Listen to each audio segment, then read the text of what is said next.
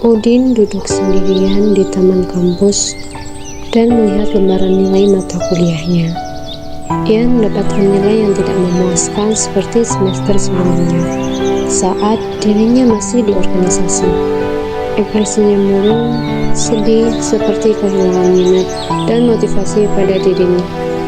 Kemudian, ia menghela nafas berat dan melamun, membayangkan kenangan saat belajar dan mengerjakan tugas bersama teman-teman seorganisasinya dulu.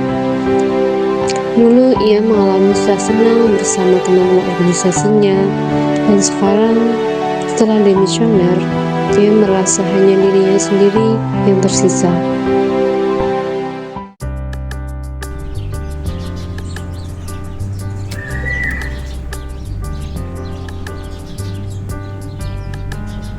Udin kok lagi ngeramen ya?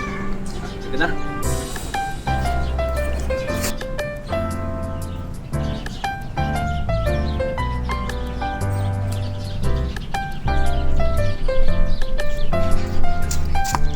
Ngapain kamu kok ngelamun? Gak apa-apa sih. Aku udah hati-hati ya. Iya.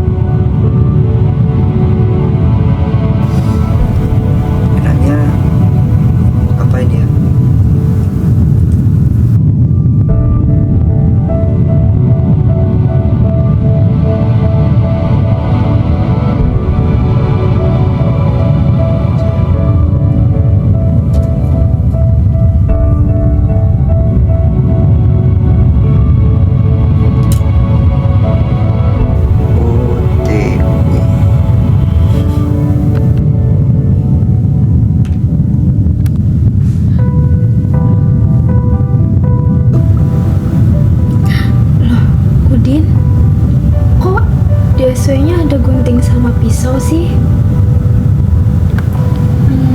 Aku telepon Ahmad aja deh.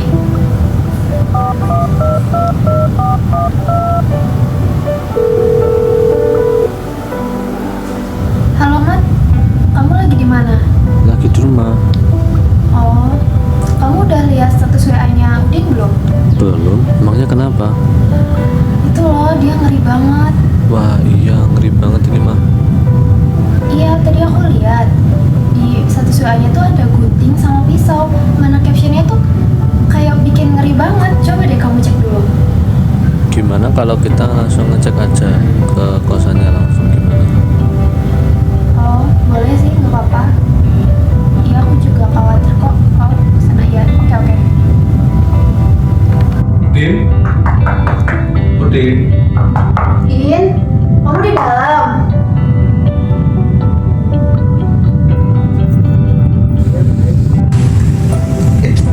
Kalian ngapain di sini? Kamu nggak apa-apa, Din? Aku tadi lihat status WA-mu kok kayak ngeri gitu ya, kayak ngekhawatirin. Jadi, ya aku sama Ahmad. Iya, makanya aku sama Alia kesini buat ngecek kondisi kamu khawatir. Nggak apa-apa guys. Aku barusan bikin itu di dalam. Kalau ada apa-apa cerita dong, Din. Jangan dipendam sendiri. Iya, syukurlah kalau gitu. Soalnya kita kira statusmu bikin kami khawatir. Enggak sih, nggak apa-apa. Cuman akhir-akhir ini aku tuh lagi banyak pikiran gitu. Tapi kalau kita mau ngobrol, yuk dan aja. Ya udah, oke. Masuk ya, Din. Ya. Kamu tuh sebenarnya kenapa sih, Din?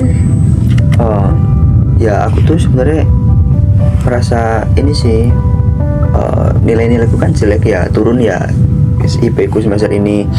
Jadi itu buat aku down gitu, dan aku juga sekarang tuh males kalau ngobrol sama orang gitu. Oh, padahal dulu kamu tuh sering banget loh ngobrol, malah kita tuh kayak aktif banget gitu.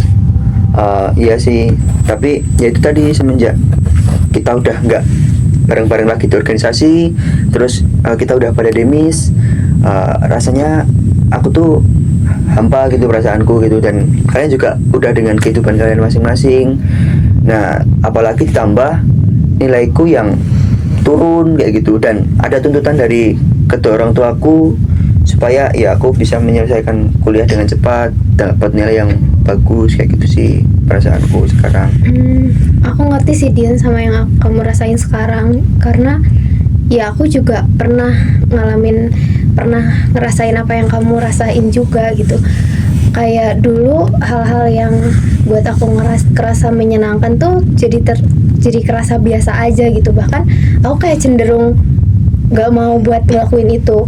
Dan kayak contohnya ya, dulu kan aku suka banget ya ngegambar.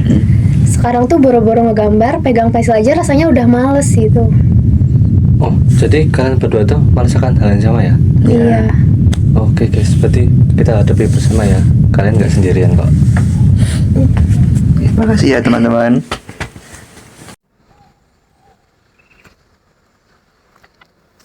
Pernah nggak kalian merasa kehilangan minat pada hal-hal yang kalian sukai dulu?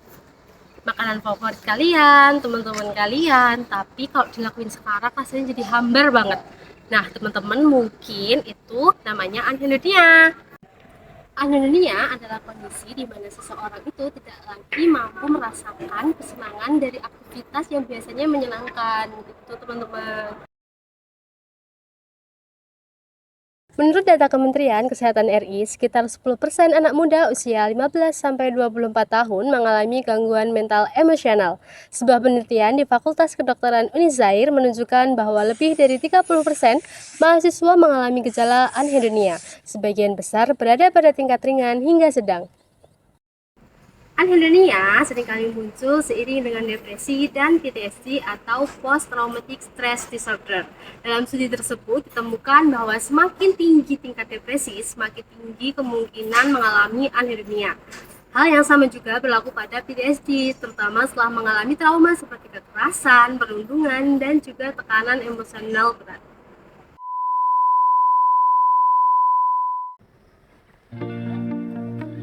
Kamu tidak sendiri. Jika kamu mulai merasa kehilangan minat dalam hidup, mulai menarik diri, atau sulit menikmati hal-hal yang dulu menyenangkan, cobalah untuk yang pertama, cerita ke orang yang dipercaya. Kedua, hubungi layanan konseling kampus atau tenaga profesional. Dan yang ketiga, perhatikan kebutuhan dasar tubuhmu seperti tidur, makan, dan olahraga. Gak apa-apa, kamu gak sendiri. Kita hadapi sama-sama ya. Anhedonia bukan akhir dari segalanya. Dengan dukungan, pemahaman, dan bantuan yang tepat, kamu bisa mulai merasakan nikmatnya hidup kembali. Mari lebih peka terhadap diri sendiri dan orang sekitar. Butuh bantuan? Jangan ragu untuk menghubungi layanan konseling di sekitarmu. Karena setiap rasa layak untuk dipulihkan.